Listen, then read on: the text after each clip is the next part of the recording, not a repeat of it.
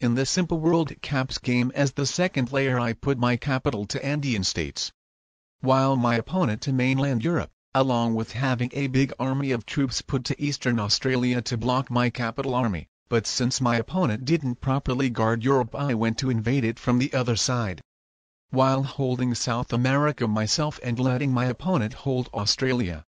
My opponent, after invading me to North America, started manual rolling my army, and initially having only 3% chance, he managed to increase it to 58%, getting a successful blitz.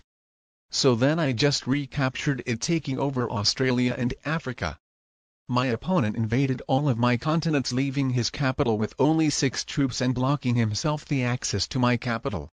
So I just decided to guard South America again.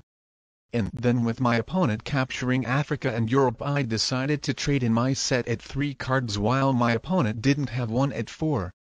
Then he got one at 5, but failed to break through South America. So I broke through his captured continents, and probably the best chance for him to win would have been to manual roll my army here. He didn't, so I invaded him into his continents again, but without unleashing his capital army towards South America. He traded in a set and captured all of these continents, and if I wanted I could have taken the 85% chance blitz roll on his capital, but since I was in a big advantage I didn't, and next turn with my opponent breaking through all of this stuff, he became barely alive and I've got 100% blitz roll to blitz his capital.